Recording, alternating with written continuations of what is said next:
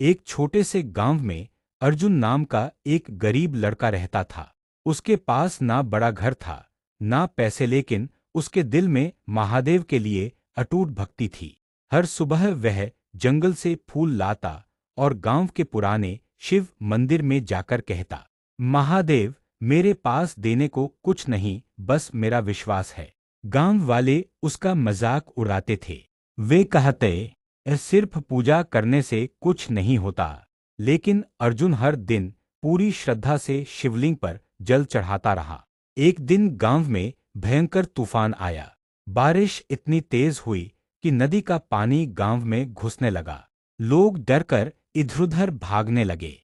अर्जुन सीधे मंदिर पहुंचा और रोते हुए बोला, महादेव, अगर मेरी भक्ति सच्ची है तो मेरे गांव को बचा लो। इतना कहते ही अचानक मंदिर की घंटियां अपने आप बजने लगी।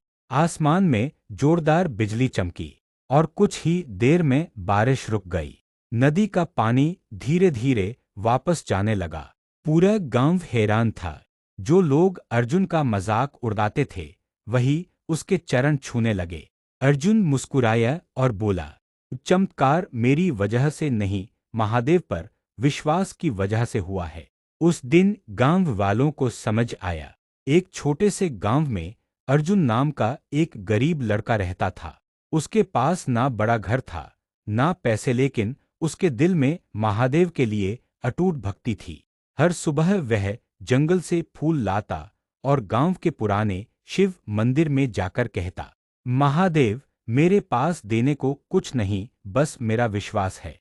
गांव वाले उसका मजाक उड़ाते थे। वे कहते, सिर्फ पूजा करने से कुछ नहीं होता। लेकिन अर्जुन हर दिन पूरी श्रद्धा से शिवलिंग पर जल चढ़ाता रहा। एक दिन गांव में भयंकर तूफान आया। बारिश इतनी तेज हुई कि नदी का पानी गांव में घुसने लगा। लोग डरकर इधर-उधर भागने लगे।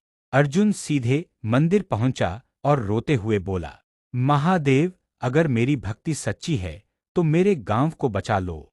इतना कहते ही अचानक मंदिर की घंटियां अपने आप बजने लगी। आसमान में जोरदार बिजली चमकी और कुछ ही देर में बारिश रुक गई। नदी का पानी धीरे धीरे वापस जाने लगा। पूरा गांव हैरान था। जो लोग अर्जुन का मजाक उड़ाते थे वही उसके चरण छूने लगे। अर्जुन मुस्कुराया और बोला, चमत्कार मेरी वजह से नहीं, महादेव पर विश्वास की वजह से हुआ है। उस दिन गांव वालों को समझ आया।